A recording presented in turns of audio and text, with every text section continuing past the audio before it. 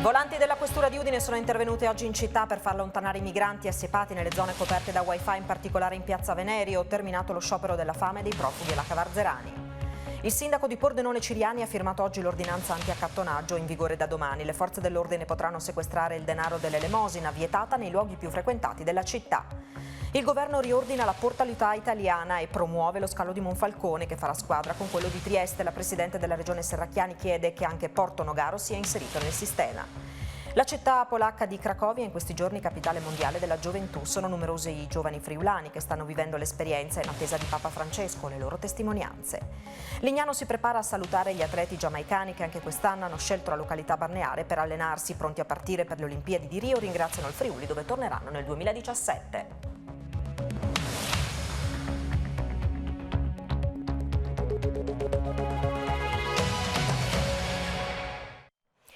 A tutti voi buonasera e bentrovati a questa edizione del telegiornale di Telefriuli. Pomeriggio intenso per le volanti della Polizia di Udine, che sono intervenute a più riprese nel tentativo di far allontanare alcuni gruppi di migranti dai loro abituali punti di ritrovo in città, quelli dotati di wifi gratis. Con una serie di retate, gli agenti hanno invitato i profughi ad allontanarsi da alcune zone, in particolare da piazza Venerio, dove era in corso l'inaugurazione dell'installazione radura dell'architetto Stefano Boeri. Operazione servita a poco, dal momento che i migranti, poco dopo essere stati allontanati, sono puntualmente ritornati al loro posto. Ed è stato interrotto oggi, poco dopo le 14, lo sciopero della fame adottato da 3 giorni da parte di una trentina di richiedenti asilo all'interno dell'ex caserma Cavarzerani di Udine. Il motivo dello sciopero, come specificato dalla Croce Rossa che gestisce il campo di accoglienza, era la lentezza con cui vengono rilasciati i permessi di soggiorno. 3 operatori della CRI hanno parlato con gli scioperanti, spiegando nuovamente loro i motivi per i quali i documenti non possono essere rilasciati in breve tempo e anche che la protesta avrebbe potuto avere conseguenze sull'iter per l'asilo. I profughi hanno così interrotto lo sciopero, non prima però che uno di loro accusasse un malore e venisse accompagnato al pronto soccorso. La Croce Rossa specifica anche che non sono stati rilevati comportamenti o gesti pericolosi da parte del gruppo. E scatta da domani a Pordenone l'ordinanza anti-accattonaggio che è stata firmata oggi dal sindaco Alessandro Ciriani. Le forze dell'ordine potranno anche sequestrare l'elemosina che viene vietata nei luoghi più frequentati della città. Una mossa, a detta dell'amministrazione comunale, contro il racket organizzato.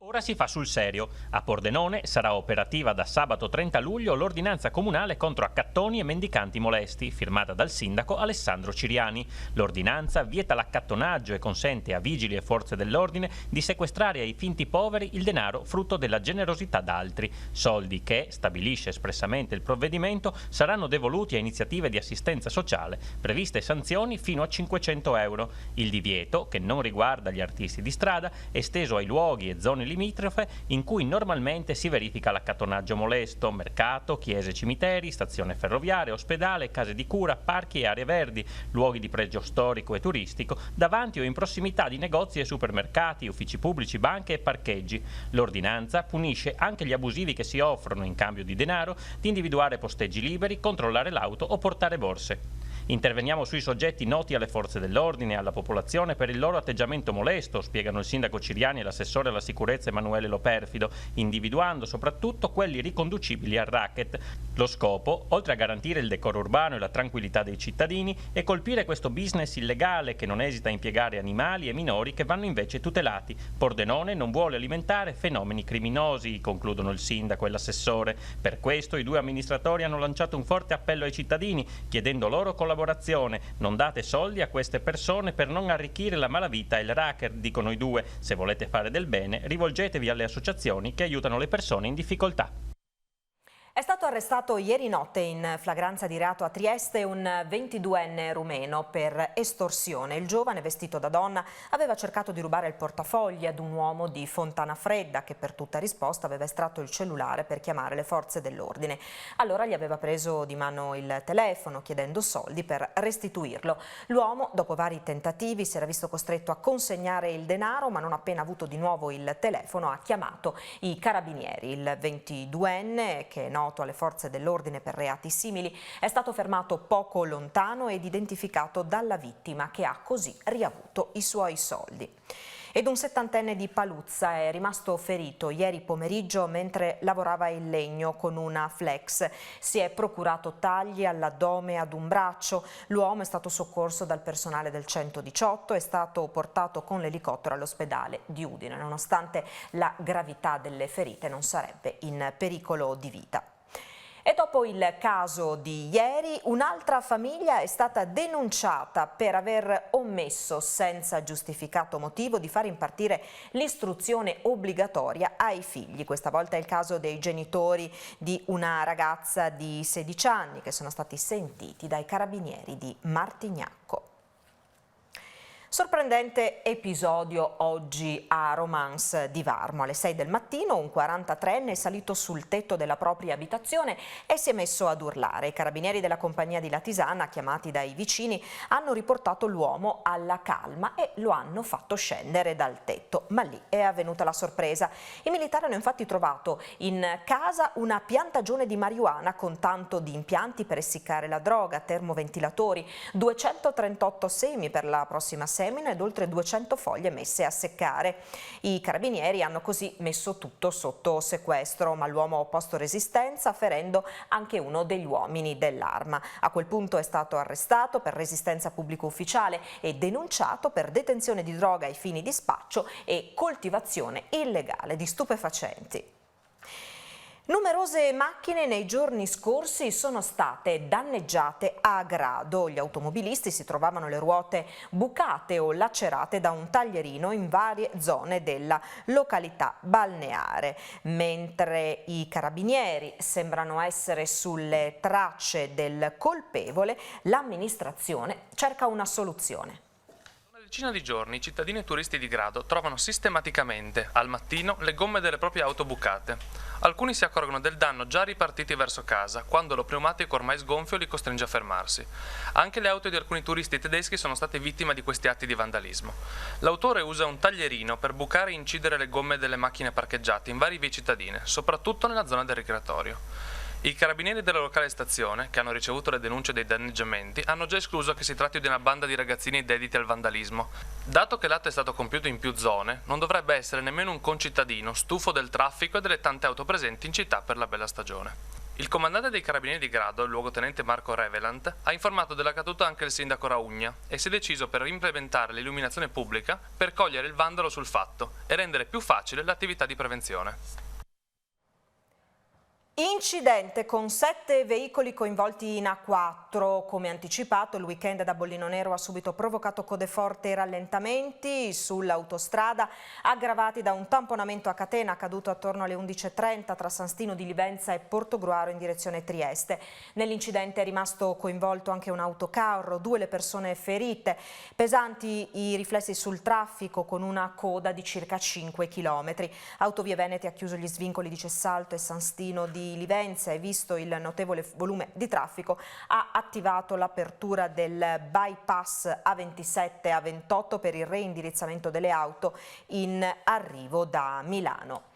Ed è stato revocato lo sciopero indetto dalle organizzazioni sindacali FIT CGIL, FIT CISL, Will Trasportis, la CISAL e UGL Viabilità e Logistica di rappresentanza dei lavoratori delle autostrade. La protesta era stata decisa dopo la rottura delle trattative per il rinnovo del contratto per le giornate di domenica 31 luglio e lunedì 1 agosto.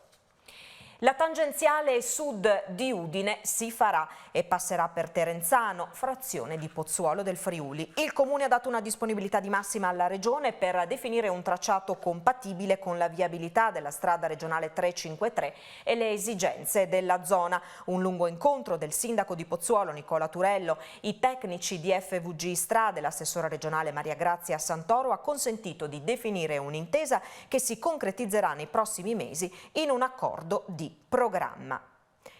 Il caso della bambina di 9 mesi di Pordenone in gravi condizioni dopo una meningite fa scattare l'allarme in regione. Da tenere sotto controllo la percentuale dei vaccinati per le più pericolose malattie per l'infanzia.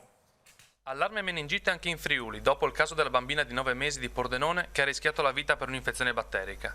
Si tratta di una meningite di Haemophilus influenzae tipo B, malattia che in Friuli era stata quasi dimenticata, visto che il vaccino contro questo batterio era comandato e somministrato ai nuovi nati da circa 20 anni.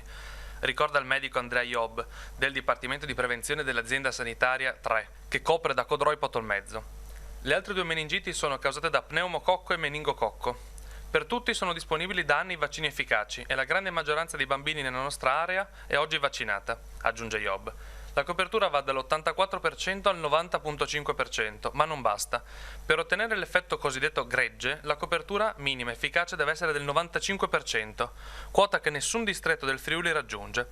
Mai come adesso quindi è importante fermarsi e riflettere sulle gravi conseguenze che la scelta di non vaccinare i propri figli comporta sul loro futuro. È l'appello delle strutture sanitarie, che si chiedono: siamo davvero disposti a mettere in pericolo la vita dei nostri figli sulla base di infondate teorie che riempiono il web? Stesso appello oggi pomeriggio è rivolto a una vaccinazione generale anche da Milano, dove è morta in poche ore una studentessa di 24 anni. Serve fare campagna per i vaccini, invitare tutti a immunizzarsi, sostengono i medici. Giovani, mamme, chi viaggia e chi vive in mezzo alla gente, vaccinarsi salva la vita a se stessi e agli altri. I porti di Trieste e Monfalcone devono fare squadra grazie all'approvazione in Consiglio dei Ministri del decreto legislativo di riordino della portualità italiana. Nasce l'autorità di sistema del mare Adriatico orientale, commenta la Presidente Deborah Serracchiani, un atto concreto di esercizio della nostra specialità. La Regione ha sempre ritenuto che il porto di Monfalcone, al pari di quello di Trieste, dovesse essere ricompreso nell'autorità con adeguata rappresentanza territoriale e in questo senso si è mossa nei confronti del governo. La razionalizzazione della governance rappresenta un'autentica e virtuosa rivoluzione. Per il porto di Trieste l'amministrazione regionale è pronta a dare l'intesa al governo sul nome di Zeno D'Agostino in veste di commissario.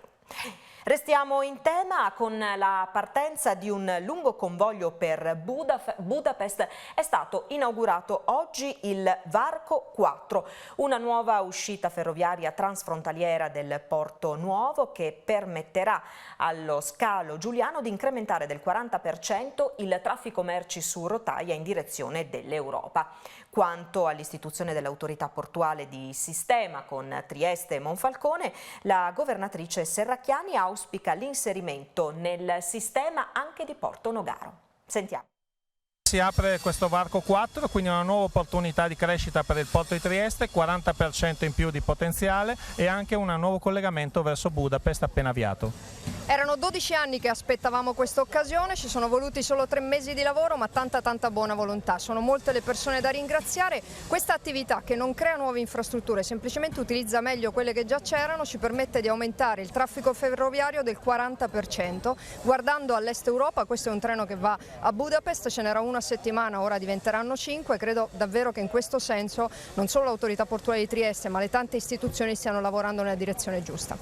Sono molto soddisfatta di essere qui oggi a questa inaugurazione all'indomani dell'approvazione del decreto da parte del Consiglio dei Ministri, una nuova governance nei porti più snella, più semplice, più competitiva. Soprattutto abbiamo l'autorità portuale di sistema di Trieste e di Monfalcone ed è un grandissimo risultato che attendevamo da tanto tempo. I tempi saranno assolutamente, credo, ragionevoli, ma ormai siamo puntati su quell'obiettivo. Significa che si riconosce l'importanza dell'intera logistica e dell'intera portualità regionale. Poi, per quanto mi riguarda, ma questo è un auspicio, spero di riuscire a inserire in questa logica anche Porto Nogaro, perché abbiamo davvero bisogno di tutte e 3 le basi portuali. E questa Questa mattina Trieste ha ospitato il primo Innovation Forum tra Italia e Stati Uniti, a cui ha partecipato anche l'ambasciatore americano a Roma, con origini friulane, John Phillips. Ambasciatore Phillips, lei ha giudicato l'Innovation Forum un'eccellente opportunità per migliorare le già ben consolidate relazioni tra Stati Uniti e Italia attraverso il Friuli Venezia Giulia. Ora l'obiettivo è quello di rendere l'appuntamento dell'Innovation Forum sistematico annuale. Well, that's the idea.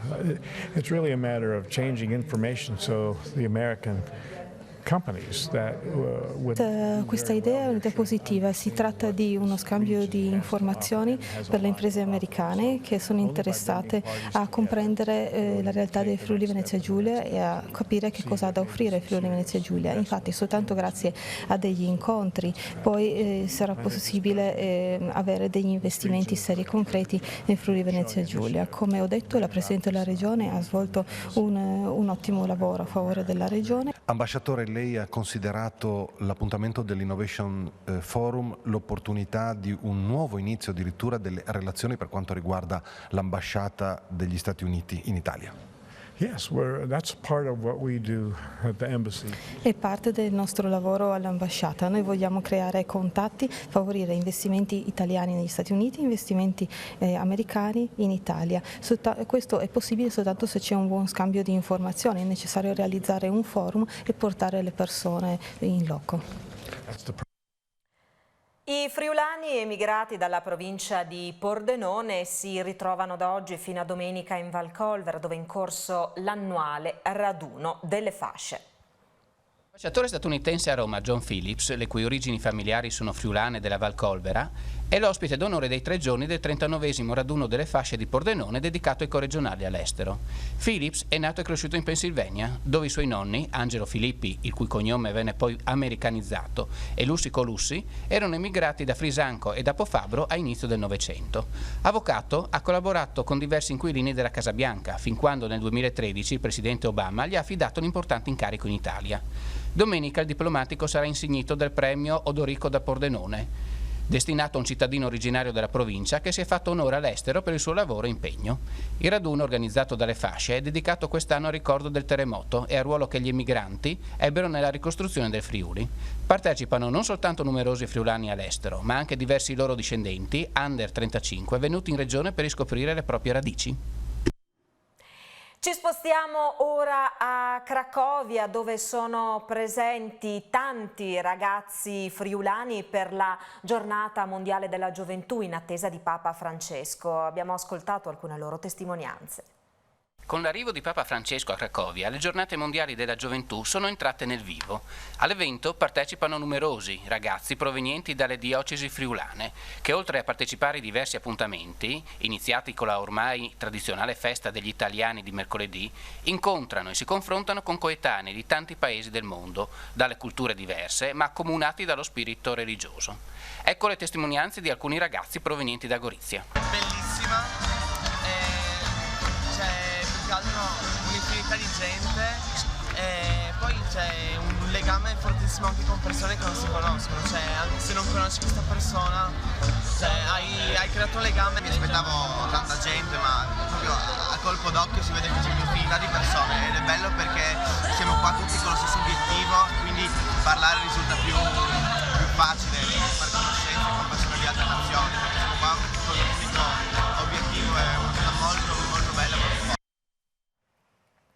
Domani alle 11 al Parco di Piuma Gorizia è in programma una manifestazione pubblica durante la quale le associazioni ambientaliste italiane e slovene, riunite sotto la sigla Salviamo l'Isonzo, consegneranno agli europarlamentari Erli Schlein e Marco Zullo le firme raccolte con 2 petizioni per la salvaguardia dell'Isonzo affinché promuovano a livello europeo i problemi del fiume.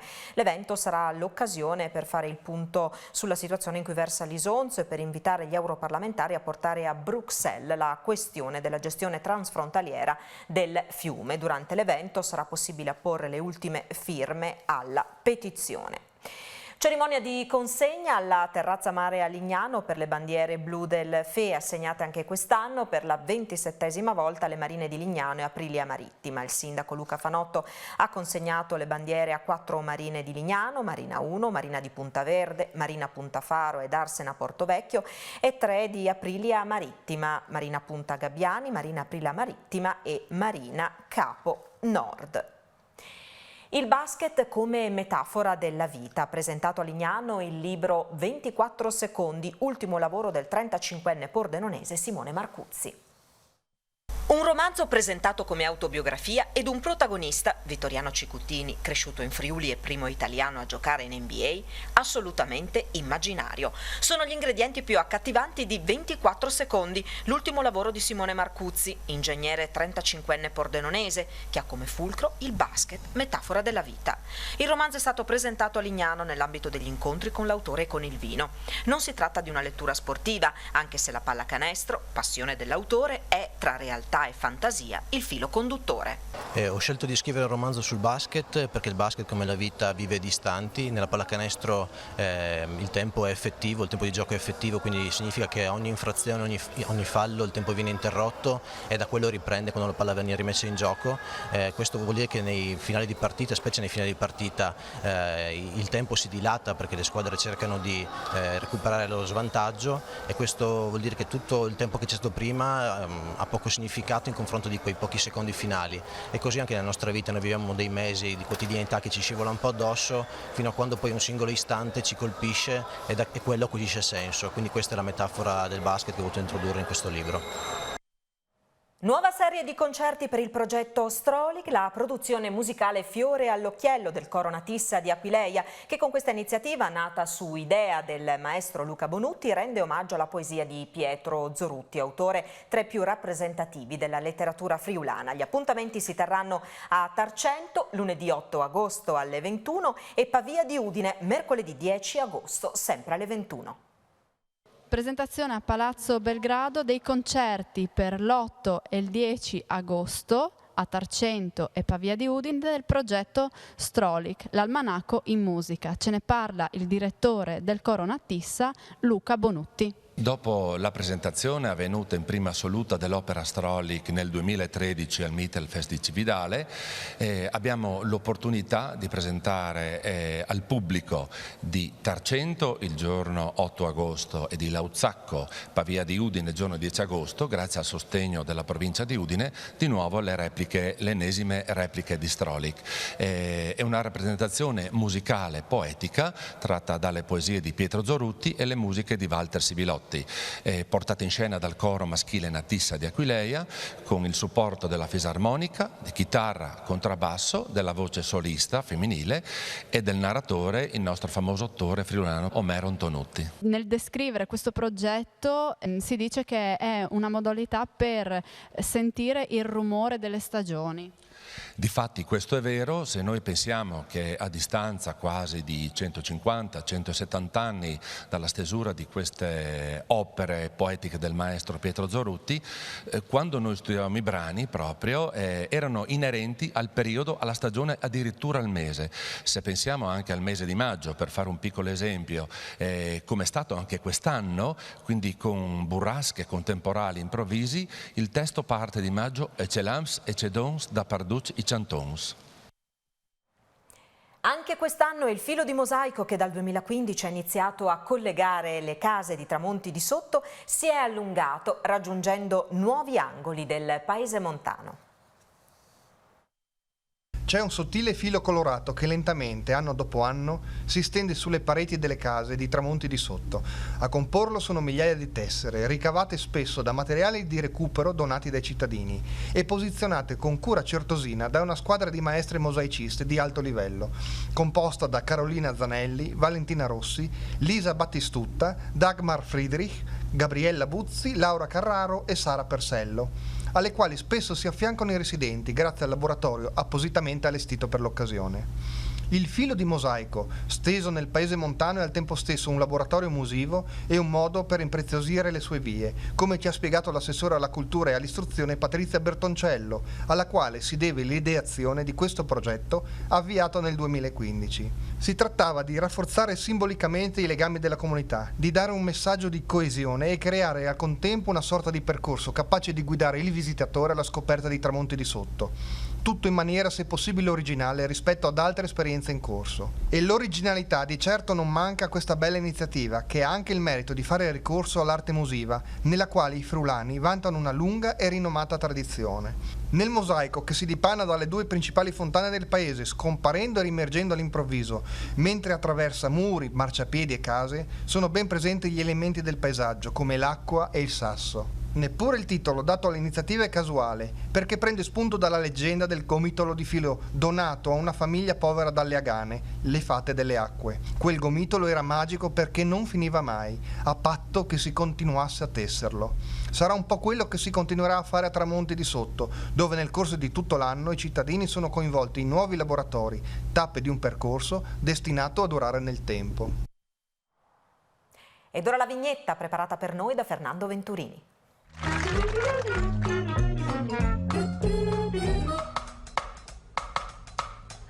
Manamana. Manamana. Manamana.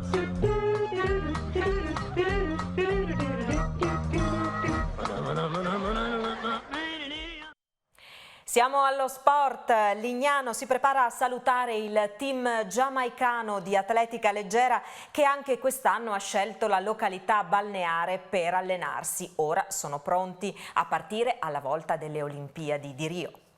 Da Lignano a Rio a caccia di medaglie olimpiche, con il supporto di tutto il Friuli Venezia Giulia. Con questo spirito i campioni giamaicani saluteranno domenica mattina Lignano, scelta per l'11ª stagione consecutiva come sede nella quale curare la preparazione in vista dell'appuntamento olimpico in terra brasiliana. Tra i nomi di spicco ci sono quelli di Shelly-Ann Fraser, atleta fra le più blasonate al mondo, alla ricerca del terzo titolo olimpico, ed Elaine Thompson, detentrice del miglior tempo mondiale dell'anno sui 100 metri, attese sulla 4% con Christina Williams, altra atleta lignanese specialista della velocità. Occhi puntati anche su Stephanie McPherson e Sherika Jackson nella 4x400, Megan Simmons nei 100 ostacoli e Genevieve Russell sui 400 ostacoli. È la mia terza Olimpiade e sono davvero entusiasta di partecipare ai giochi. Farò davvero del mio meglio, anche se sarà duro perché tutte le avversarie corrono molto veloce, ma sono molto emozionata di poter partecipare. Devo dire grazie a Lignano, sono stata veramente bene e non vedo l'ora di tornare il prossimo anno. Grandi soddisfazioni per il Danieli 1914 Cycling Team che ai campionati assoluti di ciclismo juniores inseriti nella 3 Sere internazionale di Pordenone ha conquistato ben 2 tricolori. Il primo è arrivato grazie al 18enne Mattia Pezzarini che ha vinto la finale dell'inseguimento individuale. Il secondo di squadra è arrivato al termine di una prestazione mozzafiato del team del Friuli Venezia Giulia che ha battuto in finale il quartetto dell'Emilia Romagna. Nella formazione campione d'Italia c'erano ben 3 atleti del team Danieli che hanno di fatto trascinato la squadra sul primo gradino del podio. Si tratta di Mattia Pezzarini, Emanuele Amadio e Nicola Venchiarutti che hanno gareggiato assieme a Gabriel Marchesan del team Caneva e Alberto Giurato del Fontana Fredda. Risultati che premiano il grande lavoro dei ragazzi e dello staff diretto da Marco Floriani. E da oggi al via la terza fase della campagna abbonamenti 2016-2017 per assistere alle partite dell'Udinese, 9.000 circa le tessere confermate dai vecchi abbonati nelle prime 2 fasi. Con questa ultima tranche dedicata invece ai nuovi abbonati, la speranza della società è di avvicinarsi il più possibile ai 10.200 abbonamenti sottoscritti lo scorso anno. Con questa notizia termina il nostro telegiornale. Grazie a tutti voi per averci seguito, vi auguro di trascorrere un sereno fine settimana. Arrivederci.